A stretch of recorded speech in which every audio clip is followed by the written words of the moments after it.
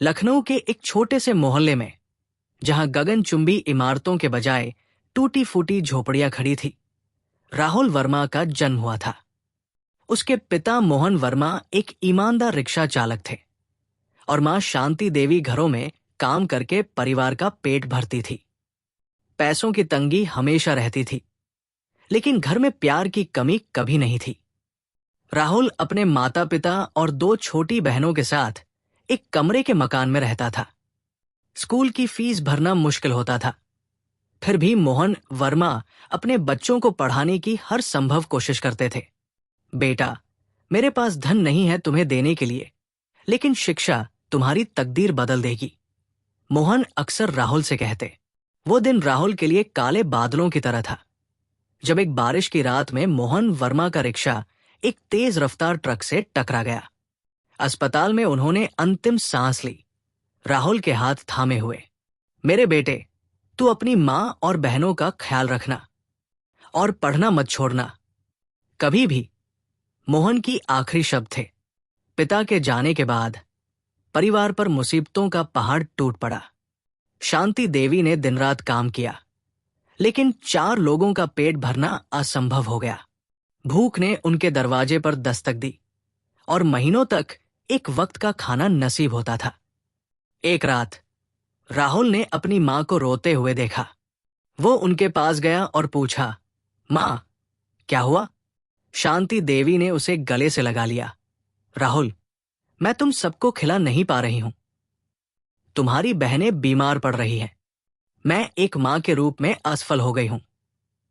अगले दिन शांति देवी ने एक कठोर निर्णय लिया। वो अपने 3 बच्चों को अनाथालय में छोड़ने के लिए ले गई। मेरे बच्चे, यहां तुम्हें खाना मिलेगा, छत मिलेगी और पढ़ाई का मौका भी। मां जल्द ही तुम्हें वापस ले आएगी, उसने आंसू पोंछते हुए कहा। 10 वर्षीय राहुल ने अपनी मां के हाथ को थामा। मां, मत जाओ, हम भूखे रह लेंगे, लेकिन आपके बिना नहीं। मेरे लाल, मां जल्द ही लौटेगी, शांति देवी ने कहा और अपने बच्चों को अनाथालय के अधिकारियों के हवाले कर दिया। राहुल खिड़की से देखता रहा जब तक उसकी मां आंखों से ओझल नहीं हो गई। उसे नहीं पता था कि ये उनकी आखिरी मुलाकात होगी। अनाथालय में दिन मुश्किल थे। राहुल अपनी छोटी बहनों का ख्याल रखता, जो धीरे धीरे अपनी मां की यादें खोने लगी। लेकिन राहुल हर रात चुपके से अपनी मां को पत्र लिखता, जिन्हें वो कभी भेज नहीं पाता था। प्रिय मां, आज मैंने कक्षा में प्रथम स्थान प्राप्त किया। आप होती तो कितना खुश होती। आप कब आओगी मां? हम आपका इंतजार कर रहे हैं। हर महीने राहुल अनाथालय के द्वार पर खड़ा होकर देखता, शायद उसकी मां आ जाए। लेकिन उसका इंतजार कभी खत्म नहीं हुआ। जब राहुल 14 वर्ष का हुआ, अनाथालय में बड़े बच्चों के लिए जगह कम पड़ने लगी। उसे और कई बड़े बच्चों को अनाथालय छोड़ना पड़ा। उसकी बहनें वही रहीं और राहुल अकेला बाहर की दुनिया में आ गया। लखनऊ के फुटपाथों पर राहुल की नई जिंदगी शुरू हुई। दिन में वो अखबार बेचता, रेलवे स्टेशन पर जूते पॉलिश करता और रात में फुटपाथ पर सोता। लेकिन उसने हार नहीं मानी। एक दिन रेलवे स्टेशन पर एक आदमी ने उसे देखा जब वो अपने ग्राहक के जूते पॉलिश करते करते एक किताब पढ़ रहा था। बेटा, तुम क्या पढ़ रहे हो? उस आदमी ने पूछा। सर, ये गणित की किताब है। मैं पढ़ना नहीं छोड़ना चाहता, चाहे कितनी भी मुश्किलें आए, राहुल ने जवाब दिया। वो आदमी सुरेश मिश्रा एक स्थानीय स्कूल में शिक्षक थे। उन्होंने राहुल को एक प्रस्ताव दिया। वो उनके घर पर काम करेगा और बदले में वो उसे पढ़ाएंगे। राहुल के लिए ये एक नई उम्मीद थी। दिन में वो मिश्रा सर के घर पर काम करता और शाम को उनसे पढ़ता। रात में वो एक छोटे से कमरे में सोता जो मिश्रा सर ने उसे दिया था। राहुल, तुम में प्रतिभा है, तुम महान बन सकते हो, मिश्रा सर अक्सर कहते। राहुल ने अपनी पढ़ाई पर पूरा ध्यान दिया। हर रात वो अपनी मां को एक नया पत्र लिखता। मां, आज मिश्रा सर ने कहा कि मैं बहुत आगे जा सकता हूं। मैं पुलिस अफसर बनना चाहता हूं, जैसे हमारे मोहल्ले में पंकज भैया है। तब मैं आपको और मेरी बहनों को ढूंढ लूंगा। मिश्रा सर की मदद से राहुल ने अपनी पढ़ाई जारी रखी। हाई स्कूल में उसने टॉप किया। फिर कॉलेज में भी उसका प्रदर्शन शानदार रहा। वो अक्सर अपनी बहनों से मिलने अनाथालय जाता, उन्हें अपनी कमाई से छोटे छोटे उपहार देता। भैया, आप क्या बनेंगे? उसकी छोटी बहन पूजा ने एक दिन पूछा। मैं आईपीएस अफसर बनूंगा और फिर हम सब साथ रहेंगे, राहुल ने उसे गले लगाकर कहा। कॉलेज के बाद राहुल ने यूपीएससी की तैयारी शुरू की। दिन में वह एक कोचिंग सेंटर में सफाई का काम करता और बदले में वहां पढ़ने की अनुमति मिलती। रात में वह एक लाइब्रेरी में पढ़ता, जहां उसे एक छोटा सा कोना मिल गया था। तुम हर रोज इतनी मेहनत क्यों करते हो? एक दिन लाइब्रेरियन ने पूछा। क्योंकि मेरे सपने मेरी भूख से बड़े हैं, राहुल ने मुस्कुराकर जवाब दिया। उसी लाइब्रेरी में राहुल की मुलाकात विकास से हुई, जो भी यूपीएससी की तैयारी कर रहा था। विकास एक अमीर परिवार से था, लेकिन उसने राहुल की मेहनत और प्रतिभा देखकर उससे दोस्ती की। तुम्हारी कहानी सुनकर मुझे अपने जीवन पर शर्म आती है। मैंने कभी संघर्ष नहीं किया, विकास ने एक दिन कहा। हर किसी का संघर्ष अलग होता है। दोस्त, तुम अपने लिए पढ़ रहे हो, मैं अपने परिवार के लिए, राहुल ने कहा। 2 साल की कड़ी मेहनत के बाद राहुल का यूपीएससी का पहला प्रयास असफल रहा। वो निराश था, लेकिन हार मानने वालों में से नहीं था।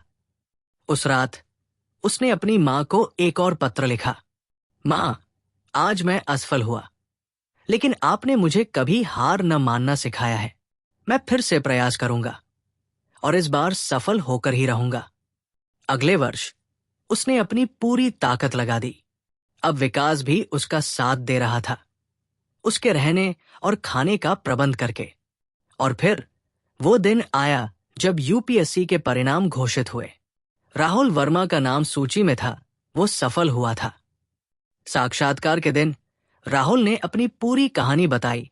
अनाथालय, फुटपाथ पर रात्रि, जूते पॉलिश करना और सबसे बढ़कर अपनी मां को खोजने की इच्छा। आप आईपीएस क्यों बनना चाहते हैं? एक परीक्षक ने पूछा। सर, मैं उन लोगों की मदद करना चाहता हूं जिन्हें कोई नहीं देखता, अनाथ बच्चे, फुटपाथ पर सोने वाले, जिन्हें समाज ने त्याग दिया है।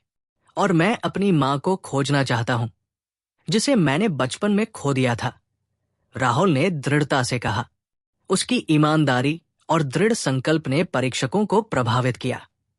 और जब अंतिम परिणाम आए, राहुल वर्मा को आईपीएस अधिकारी के रूप में चुना गया था। भारतीय पुलिस सेवा में शामिल होने के बाद राहुल का पहला पोस्टिंग लखनऊ ही था, वही शहर जहां उसका जन्म हुआ था, जहां उसने संघर्ष किया था। पहले ही दिन उसने अपने कार्यालय में एक नोटिस बोर्ड लगवाया। हर अनाथ बच्चे को शिक्षा का अधिकार है, एएसपी राहुल वर्मा। उसने शहर के सभी अनाथालयों के लिए एक विशेष योजना बनाई, जिसमें पुलिस अधिकारी बच्चों को पढ़ाने के लिए स्वयं सेवक बनते।